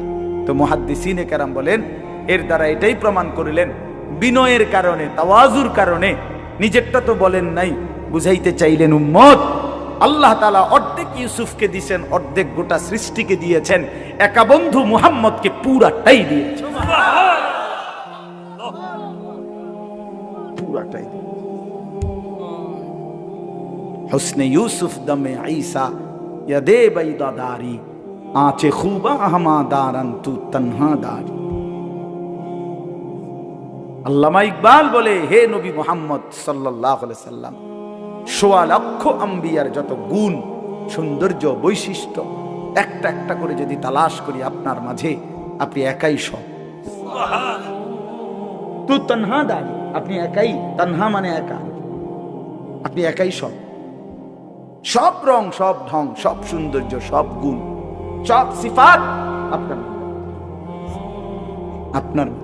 কি পরিমাণ সুন্দর ছিলেন নবীজি, সুবহানাল্লাহ, কি পরিমাণ সুন্দর ছিলেন। হযরত আয়েশা রাদিয়াল্লাহু তাআলা আনহা একদিন বলছিলেন, দুনিয়াবাসী শুনছি ইউসুফ আলাইহিস সালামের সৌন্দর্য দেখে মহিলারা নাকি হাত কাইটা ফেলছে। আমার স্বামীর সৌন্দর্য যদি এক নজর দেখতো, বেটিরা কলিজা কাইটা ফেলত। আসারনা বিতাকতিইস সুদুরি আলাল ইয়াদ, তাহলে ওই নারীরা হাতের বদলে নিজেদের কলিজা কাইটা ফেলত, জান দিয়ে ফেলত, জান। এবং সাহাবাই কেরাম তো রাসূলুল্লাহ সাল্লাল্লাহু আলাইহি ওয়াসাল্লামের মহব্বতে অগণিত সাহাবী, অনেক সাহাবী জান দিয়ে দিয়েছে। নিকল যায় দম তেরে কদমোं के नीचे यही दिल की हसरत यही दिल की आरज़ू है। হ্যাঁ, সাহাবাই কেরামের মানসিকতাই ছিল যে হে প্রিয় বন্ধু, হে প্রিয় নবী, আপনার কদমের নিচে জীবন দিয়ে দিলাম, এটাই দিলের তামান্না ছিল, এটাই দিলের আফসোস ছিল, আফসোস ছিল। তো আল্লাহ নবী সাল্লাল্লাহু আলাইহি সাল্লাম সাহাবীদের সামনে বসা, তো জিবরাইল আসলেন, কোরআন নাজিল করলেন। নবীজি সাল্লাল্লাহু আলাইহি সাল্লাম, জিবরাইল যখন চলে গেলেন, তো আল্লাহ নবী সাল্লাল্লাহু আলাইহি ওয়াসাল্লাম এবার এই উপস্থিত সাহাবীদের কাছে এই সময় জিবরাইল এই সূরাটাই নাজিল করছেন, ৭৬ নম্বর সূরা, ২৯ নম্বর পারা, সূরা দাহর। কি নাম? এই সূরাটা মাত্র ৩০টা আয়াত, ছোট সূরা। এই সূরা নাজিল করলেন, আল্লাহ নবী শুনাইলেন সাহাবীদেরকে। এই শুনাইছে যে এই জান্নাতের এমন বর্ণনা এই সূরার মধ্যে, বললাম না এতটা সুন্দর, এতটা হৃদয়, কলজা শুদ্ধা লাইরা ফেলে। এইটা শুই না নবীজির জবানে, ওই যে সামনে যে একজন বললাম কালো রঙের সাহাবী ছিল, সাদা সিধা মানুষ, এমন কোনো উল্লেখযোগ্য না উনি, কিন্তু উনি রাসূলুল্লাহ সাল্লাল্লাহু আলাইহি সাল্লামের জবানে এই সূরার তেলাওয়াত শুই না, জান্নাতের বর্ণনা শুনে একটা চিৎকার মারছে। এক চিৎকারে ওইখানেই তাফসীরে কুরতুবীতে লিখছে, ওইখানেই তিনি ইন্তেকাল করছে, সাথে সাথে জান দিয়ে ফেলছে, জান্নাতের আশায়, জান্নাতের আগ্রহে। তাফসীরের মধ্যে আছে যে নবীজি তখন সাহাবীদেরকে বললেন, লাকাদ আখরাজা নাফসা সাহিবিকুম আশ-শাওকু ইলাল জান্নাহ, তোমাদের এই বন্ধু জীবন দিল জান্নাতের শৌক, জান্নাতের আগ্রহে। এই যে বাপ, এক মুমিনের সিফাত, এক মুমিনের কলিজার মধ্যে। আমরা মুসলমান, আমরা মুসলমান বাপ, আমাদেরকে আল্লাহ ঈমানের দৌলত দিয়েছে, আমাদেরকে আল্লাহ কালেমার দৌলত দিয়েছে, একজন শ্রেষ্ঠ রসুল দিয়েছেন, একটা শ্রেষ্ঠ কিতাব দিয়েছেন, একটা শ্রেষ্ঠ ধর্ম দিয়েছেন, একজন শ্রেষ্ঠ মালিক আমাদের আছে আল্লাহ। আমাদের 4টি জিনিস আমাদের কাছে আছে সর্বশ্রেষ্ঠ, আমরা ভাগ্যবান। আমাদের সর্বশ্রেষ্ঠ আল্লাহ, আমাদের রসুল সর্বশ্রেষ্ঠ, আমাদের কিতাব সর্বশ্রেষ্ঠ, আমাদের ধর্ম সর্বশ্রেষ্ঠ। 4টি সর্বশ্রেষ্ঠ নিয়ামত যার কাছে আছে, সে নষ্ট হবে কেন? সে চরিত্রহীন হবে কেন? সে গোমরা হবে কেন? পথ হারা হবে কেন? সে জাহান্নামী হবে কেন? তাইলে জান্নাত কার জন্য আল্লাহ বানাইলেন? আল্লাহ বলেন, বান্দা বলবেন, বিশ্বাস করেন, কোরআন শরীফে আছে, ফাবি আইয়ি হাদিসিন বাদাহু ইউমিনুন। আল্লাহ জিজ্ঞেস করেছে, বান্দা 23টা বছরে আমি 30 পারা কোরআন আমার সর্বশ্রেষ্ঠ কথাগুলো নাজিল করলাম, এরপরে এর চাইতে দামি আর কোন কথা বললে, এর চাইতে দামি আর কোন কিতাব নাজিল করলে তুমি বান্দা আমার কথা বিশ্বাস করতা? কি বলবেন ভাই? একটু ভাবেন। কষ্ট করছেন আপনারা, রাত্র হয়ে গেছে, আমি শেষ করে দিচ্ছি। একটু ইনসাফের সাথে বলেন, কতবার বলছে একজন মালিক, তিনি আমাদের গোটা কায়নাতের, তিনি কতবার বললেন আকিমুসসালাহ আকিমুসসালাহ আকিমুসসালাহ আকিমুসসালাহ আকিমুসসালাহ। এরে বান্দা, নামাজ পড়ো, নামাজ পড়ো, নামাজ পড়ো, নামাজ পড়ো, নামাজ পড়ো। ইত্তাকুল্লাহ ইত্তাকুল্লাহ ইত্তাকুল্লাহ ইত্তাকুল্লাহ। এতবার বললেন আল্লাহকে ভয় করো, গুনাহ ছাড়ো, গুনাহ ছাড়ো, গুনাহ ছাড়ো। ফাত্তাকুন নার ওয়াত্তাকুন নার, জাহান্নাম থেকে বাঁচো, জাহান্নাম থেকে বাঁচো। খোদার কসম বাপ, আল্লাহ হাসরের ময়দানে জিজ্ঞেস করবে আমাদেরকে, বান্দা আর কেমনে বললে, কতবার বললে, আর কোন কথা বললে তুমি আমার কথা মানতা? বলো না ভাই। নওজোয়ান ছেলে, তোমরা বলো ভাই, যারা এক ওয়াক্ত নামাজ পড়ো না, কেন পড়ো না? কেন পড়ো না ভাই? বলো না ভাই। আল্লাহ আর কতবার বললে তুমি শুনতা? উফ, আল্লাহ জিজ্ঞেস করে। তাফসীরের মধ্যে আছে, উলামায়ে কেরাম বলে রাসূলুল্লাহ সাল্লাল্লাহু আলাইহি সাল্লামও জিজ্ঞেস করে হাসরের মধ্যে, যে উম্মত জানো তুমি 23টা বছর একটানা দিবা নিশি আমি কাঁদছি, আমি কাঁদছি উম্মত 23 বছর। নবী সাল্লাল্লাহু আলাইহি সাল্লাম জিজ্ঞেস করবে আমাদেরকে, 23টি বছর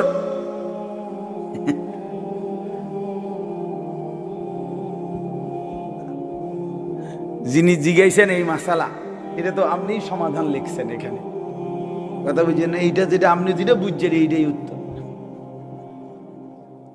বুঝছেন নি কথা?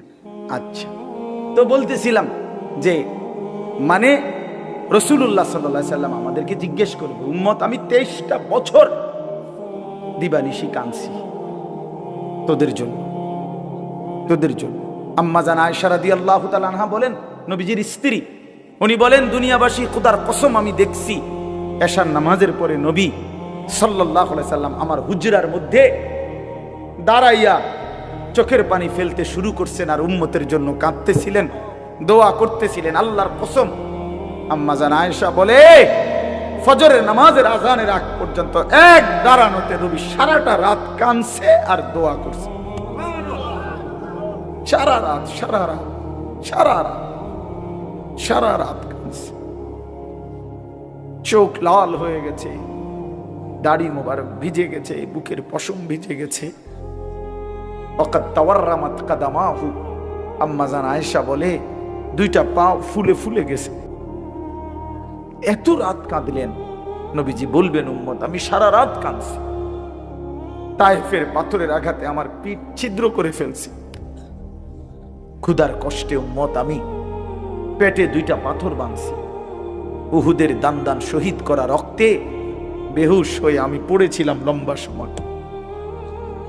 এত কষ্ট সইলাম, এত কাঁদলাম, এত রক্ত ঝরাইলাম, আর কত কাঁদলে, কত রক্ত ঝরাইলে উম্মত তুমি আমার কথা মনে পড়তো? বলেন, জিজ্ঞেস করুন। আমার ভাই, আমি বলে গেলাম, নিজেদেরও ব্যস্ততা একটু বেশি এখন, এই জন্য বারবার আসতে। আমি তো কত আসছি আপনাদের এখানে, আশেপাশে কত মাহফিলে আসছি, ব্যক্তিগত অনেক ব্যস্ততা, কাজে কর্মের অনেক, বয়সের কারণে অনেক আলাদা মাহফিল ছাড়াও অনেক ছোটখাটো অনেক কাজ করতে হয়, যার কারণে তো কুলাইতে পারি না, বারবার আসে। আপনাদেরকে মনে করাই দিলাম। নবীজি জিজ্ঞেস করবে, উম্মত আমি আর কত কাঁদলে, কতবার আমি রক্ত ঝরাইলে আমার কথা মনে পড়তো? কতবার? 30 বছর ধরে মিথ্যা বললা, কখনোই হারাম ছাড়লা না, আমার কথা মনে পড়ে নাই? 60 বছর বয়স উম্মত, সেই পর্যন্ত টানা বিড়ি সিগারেট খাইয়া গেলা, আমার কথা মনে পড়ে নাই? তুমি জানো না আমি দুর্গন্ধ পছন্দ করতাম না? আজীবন ব্রাশ করে গেলা, কোনোদিন মেসওয়াক করার কথা মনে পড়লো না? সারা জীবন ডাইনিং টেবিলে খাইয়া গেলা, কোনোদিন দস্তরখানের কথা মনে পড়লো না? 30 বছর ধরে উম্মত দিবানিশি প্রতিনিয়ত দাড়ি কাইটা গেলা, এইভাবে যে বারবার দাড়ি কাটলা, আমার কথা কখনোই মনে পড়ে না? আমি যে পেটে পাথর বাঁধছিলাম, আমি যে তায়েফের পাথরের আঘাতে পিঠ চালনির মতো ছিদ্র করে ফেলছিলাম, আজ কার কাছে আসছো সুপারিশের জন্য? সুপারিশের কি কোনো নিয়ম কানুন নাই? আপনি কি ভাবছেন চাচা? বাপ আপনাদেরকে বলেন নবীজি সাল্লাল্লাহু আলাইহি সাল্লাম যে সুপারিশ করবে হাশরের ময়দানে, এটা তো ঠিক, 100 ঠিক, কিন্তু এটার কি কোনো নিয়ম কানুন নাই?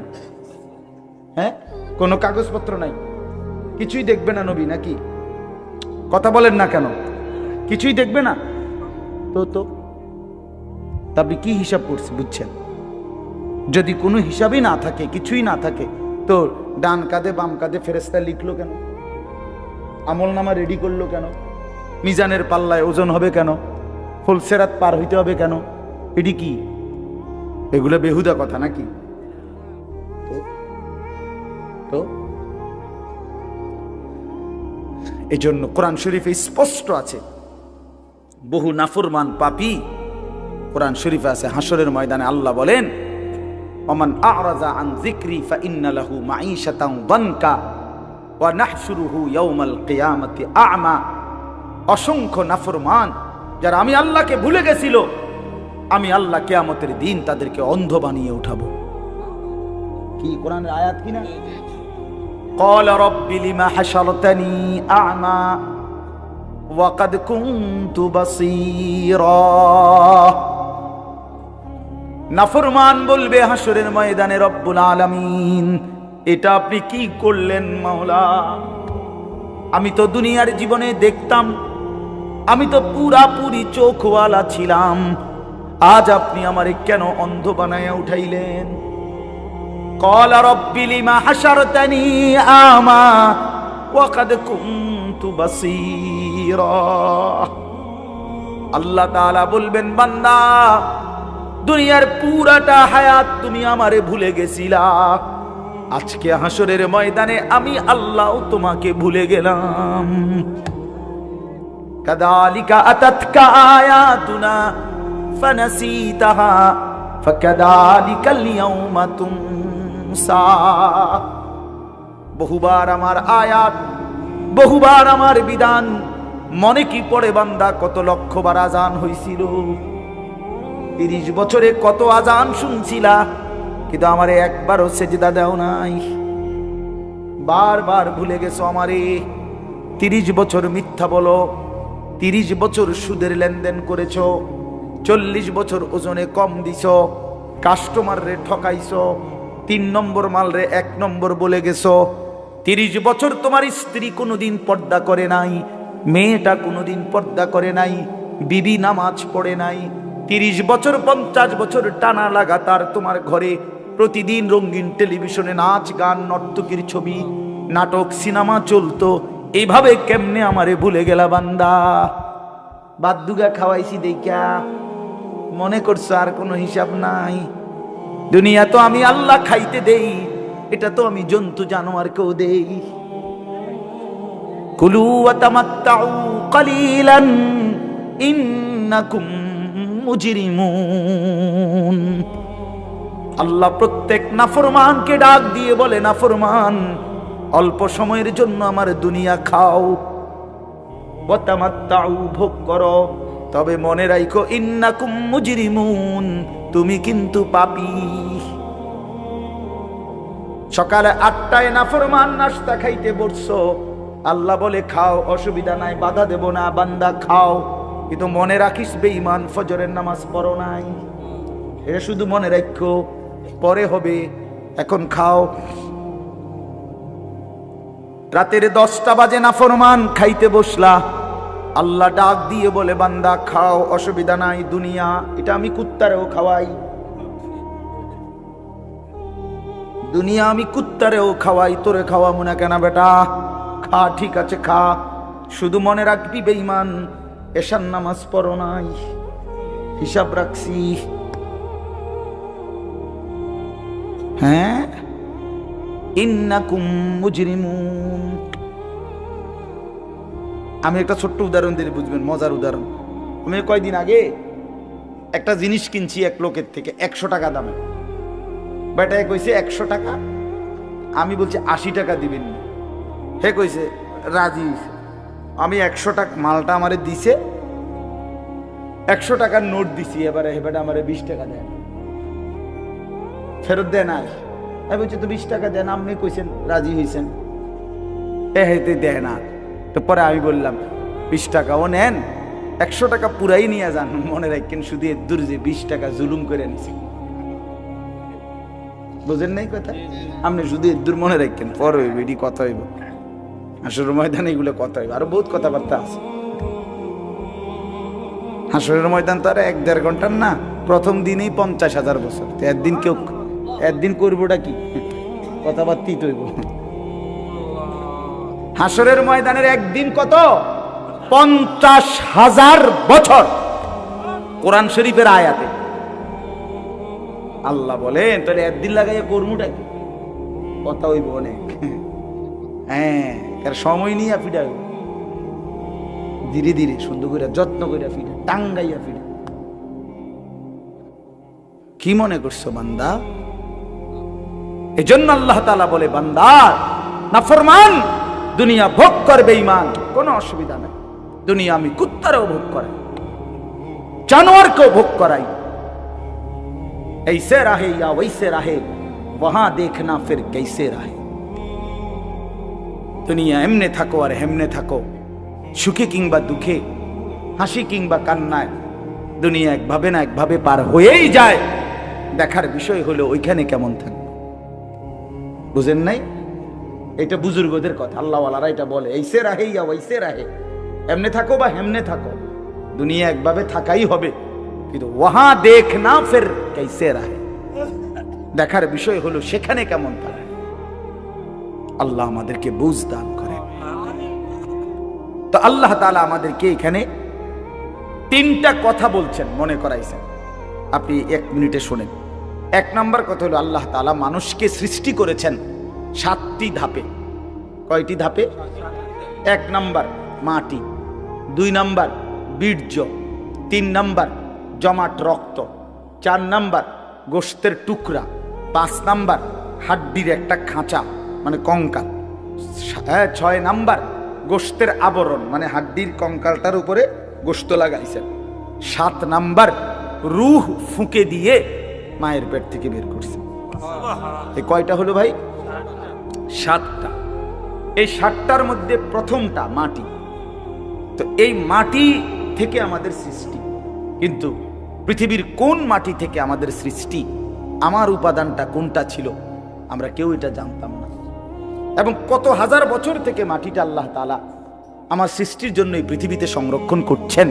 পৃথিবীর কোনো কাগজে পত্রে কম্পিউটারে কোথাও কারো হিসাবে কারো জানা ছিল লম্বা সময় ধরে এই মাটি পৃথিবীতে আল্লাহ তাআলা সংরক্ষণ করছে। এলো 1 নাম্বার বিষয়। 2 নাম্বার বিষয় হলো, মাটি থেকে সরাসরি বীর্য না, বরং মাটি থেকে একটি নির্দিষ্ট পরিমাণ খাবার জমিন থেকে উৎপন্ন করছেন আল্লাহ।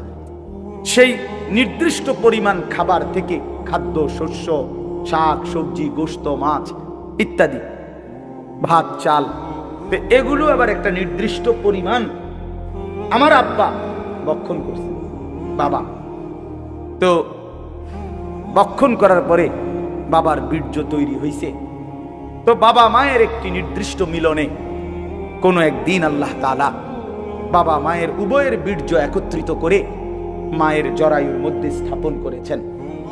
সেখান থেকে আবার 9 মাস 10 মাস লাগায়া ধীরে ধীরে ধীরে ধীরে তৈরি করে সাজিয়ে নাক চোখ কান দিয়ে একদিন রূহ ফুঁকে দিয়ে আমার এই পৃথিবীর আলো বাতাস দেখাইছেন। তো আল্লাহ তাআলা বলে, বান্দা আচ্ছা একটু ভাবো তো, সেই কতদিন তুমি মাটি ছিলা, কতদিন খাদ্যের উপাদান হিসাবে ছিলা, কতদিন তোমার বাবার বীর্য হিসাবে ছিলা, কতদিন পরে মা আর বাবার মিলন হয়েছে, সেখান থেকে আবার কতদিন লাগায়া তোমারে মায়ের পেটে রেডি করে পৃথিবীতে পাঠাইছি। এই যে লম্বা সময়, 1000 বছর, 100 বছর, যুগ যুগ ধরে তো কেউ জানতো না তোমার নাম, তোমার কোনো উল্লেখ ছিল না, তোমার কোনো আলোচনা ছিল না, পৃথিবীতে তোমার কোনো হিসাব ছিল না, কোনো আদমশুমারিতে তোমার নাম ছিল না, কারো কোনো আলোচনায়, বিশ্লেষণে, পর্যালোচনায়, গবেষণায় তোমার কোনো নাম ঠিকানা ছিল না। আমি আল্লাহ এই সেই অনস্তিত্ব, অপরিচিত, অচেনা জগৎ থেকে আমি আল্লাহ তিল তিল করে ধীরে ধীরে লম্বা যুগ পার করে একদিন তোমার এই পৃথিবীর আলো বাতাস দেখাইলাম। আমি আল্লাহ একাই, সেই আমাকে আইসা এই জমিনে পাঠাইবার পরে ভুলে গেলাম। কামটা করলা কি? কেমনে আমারে ভুলে গেলা বান্দা? আমারে ভুললা কি? তুমি জানো আমি তোমারে কতদিন যাবত লালন করেছি, তোমারে বানাইবার জন্য আমি কত দীর্ঘ সময় ব্যয় করেছি, অথচ আল্লাহ তো কুন বললেই হয়ে যায়। কথা বলেন না, আল্লাহ কুন বললে হয় না? তো সেই আল্লাহ এত লম্বা সময় লাগিয়ে আমাদেরকে সৃষ্টি করেছেন। এই যে আল্লাহ বলেন, হাল আতা আলাল ইনসানি হিনুম মিনাদ দাহর, মানুষদের উপর দিয়ে লম্বা যুগের পর যুগ অতিবাহিত হয়েছে, লাম ইয়াকুম শাইআম মাযকুরা, যখন তাদের কোনো নাম নিশানা উল্লেখ করার মতো কোনো পরিচিতি বস্তু ছিল না।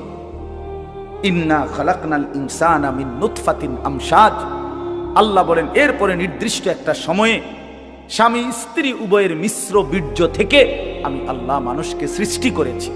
এখন প্রশ্ন হইল, এই কথাটা এবার বুঝেন, প্রশ্ন হইল কেন বানাইছে আল্লাহ মানুষকে? এতদিন লাগাইয়া কেন বানাইলেন?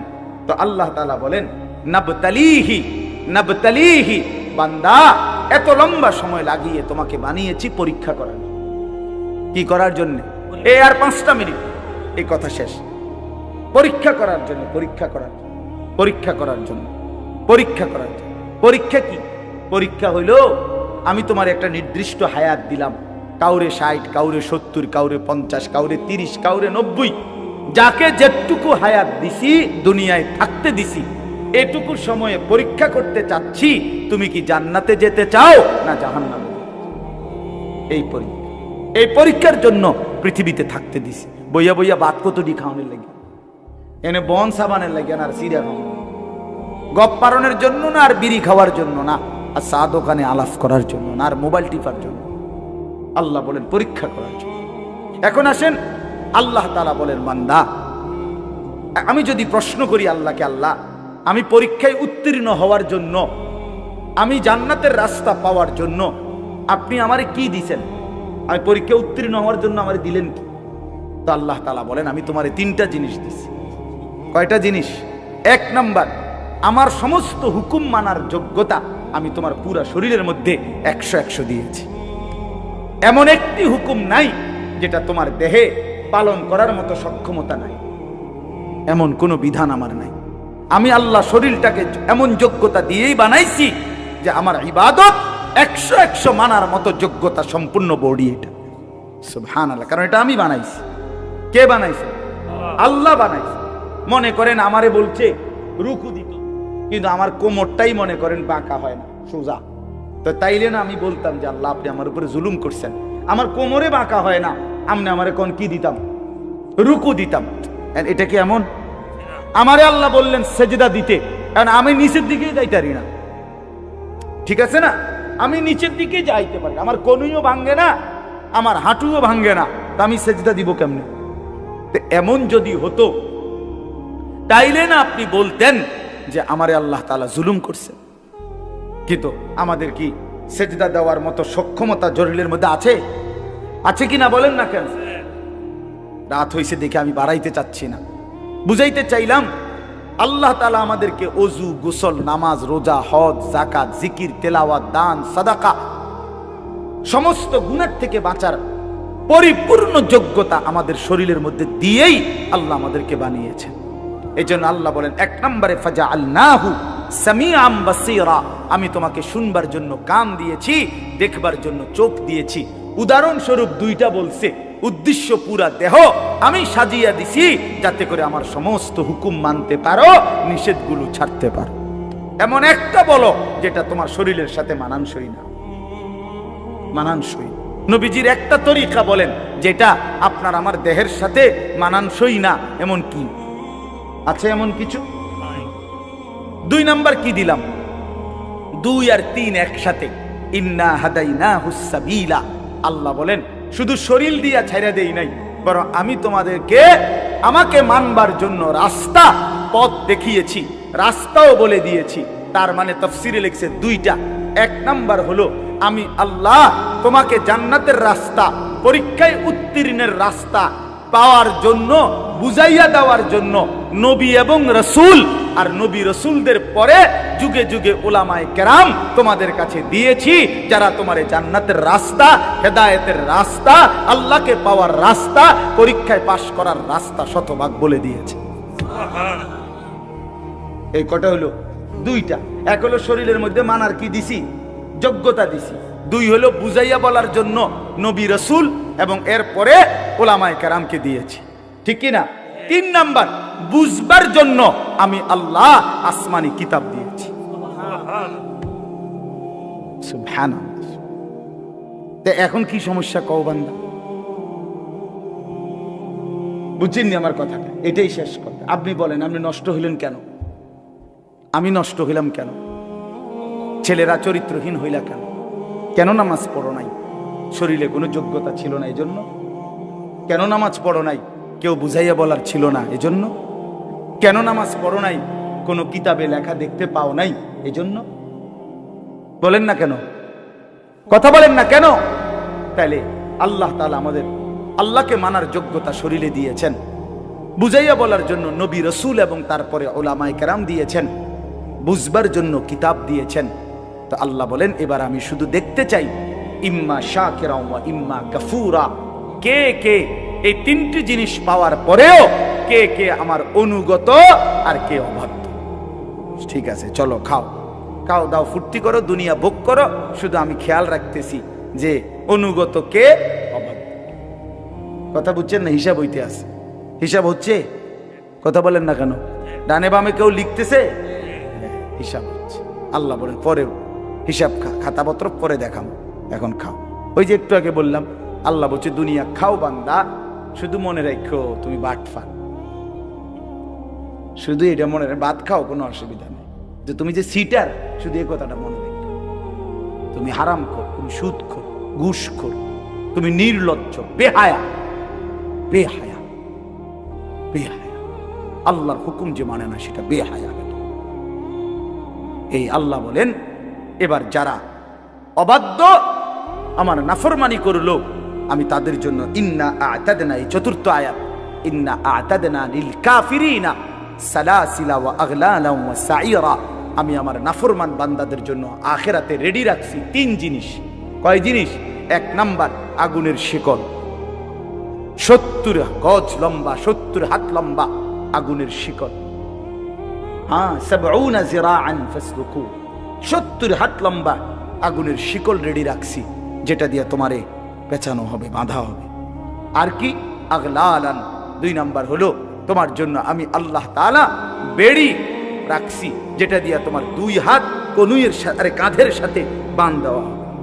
এই 2 হাত এভাবে কাঁধের সাথে বাঁধ দিয়ে রাখা। সরাসরি তাফসীর আছে। আশ্চর্য হলো, একজন সাহাবী বলছেন, আবু দারদা রাদিয়াল্লাহু তাআলা আনহু, এই কথাটা খুব সুন্দর, আমার সবচেয়ে মজা লাগছে তাফসীরে। উনি বলছেন, হে আল্লাহর বান্দা, আজকে তোমারে আল্লাহ তাআলা বলছে নামাজের জন্য হাত উঠাও। এমনি নামাজের জন্য হাত উঠাইতে হয় না? নামাজ শুরু করে কেমনে? হাত উঠাইতে হয় কিনা? তো বলেন, আল্লাহ বলে, উনি বলেন যে আল্লাহ আজকে তোমারে বলছে নামাজের জন্য হাত উঠাও, তাইলে তোমার আখিরাতে জান্নাত মিলবে। তো তুমি হাতটা উঠাইলা না নামাজের জন্য। আল্লাহ বলছে, তিনি বলেন একদিন সত্যি সত্যি আল্লাহ হাসরের ময়দানে তোমার হাতটা উঠাবে, কিন্তু সেদিন হাতটা আগুনের বেড়ি দিয়া বাঁধ দিয়া দিবে। আজ উঠাইলে সেজদা হইতো, আজ উঠাইলে নেকি হইতো, আজ উঠাইলে জান্নাত মিলতো। সেদিন উঠাবে ঠিক, কিন্তু সেটা আর জান্নাতের জন্য না, জাহান্নামে ফেলবার জন্য। হাত উঠাইতে হবে।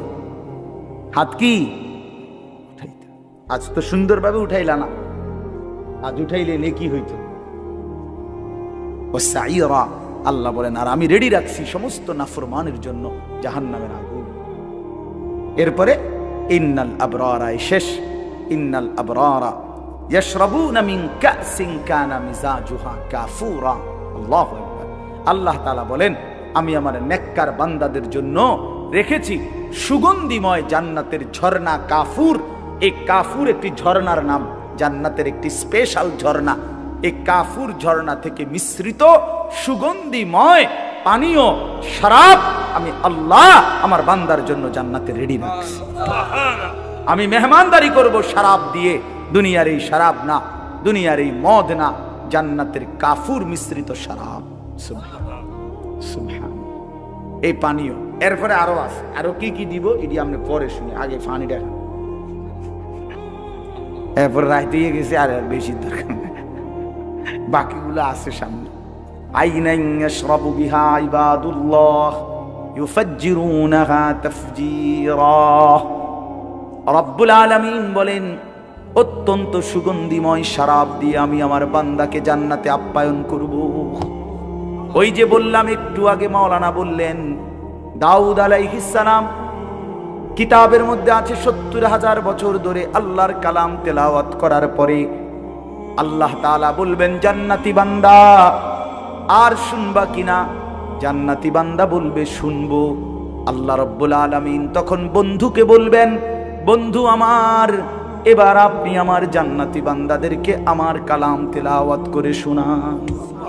আল্লাহর নবী সাল্লাল্লাহু আলাইহি ওয়াসাল্লাম, নবীজি সাল্লাল্লাহু আলাইহি সাল্লাম এবার তিনিও আবার কোরআন তেলাওয়াত করবেন ৭০,০০০ বছর।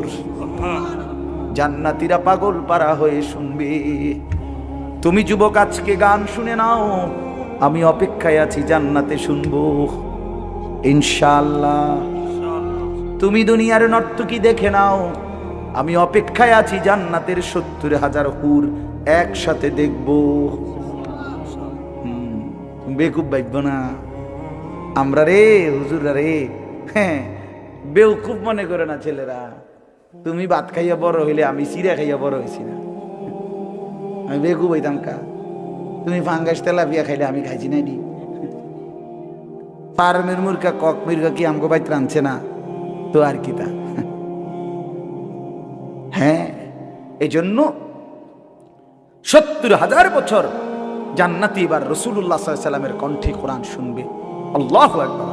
তাফসীরের মধ্যে আছে, আমার কাছে আরবি কিতাব আছে, হাদিল আরওয়াহ ইলা বিলাদিল আফরাহ, জান্নাতের বর্ণনা। ওই নবীজি পড়বেন, এই যে বাতিটা আছে না, এটা একটু নড়ে দেখেন।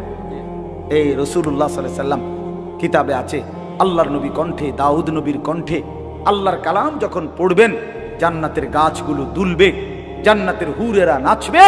ওয়াকাত তাতাহাররাকু কানাদিলাল জান্নাহ, জান্নাতের বাতিগুলো দুলতে থাকবে।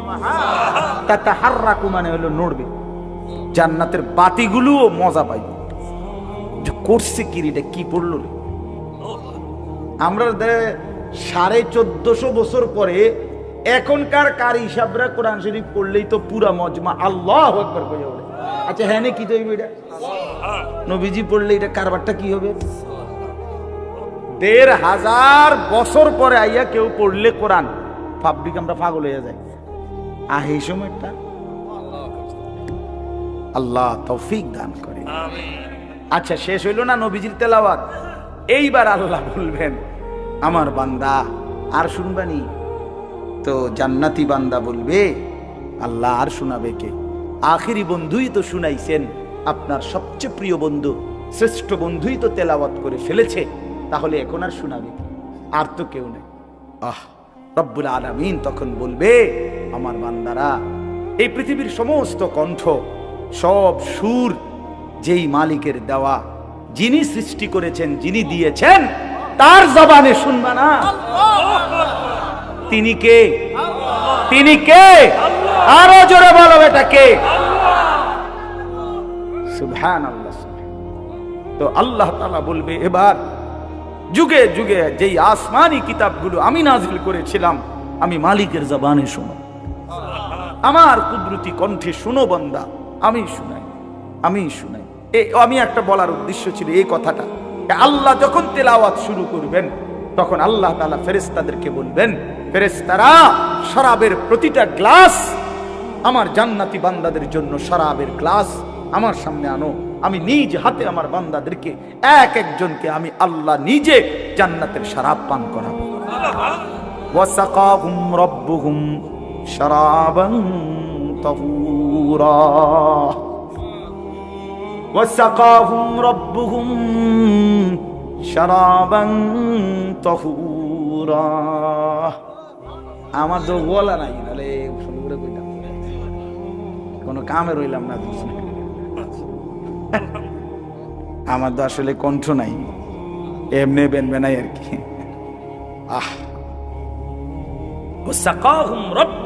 আল্লাহ বলেন এবার রব নিজেই জান্নাতীকে সর্বোত্তম পবিত্র শরাব নিজে পান করে।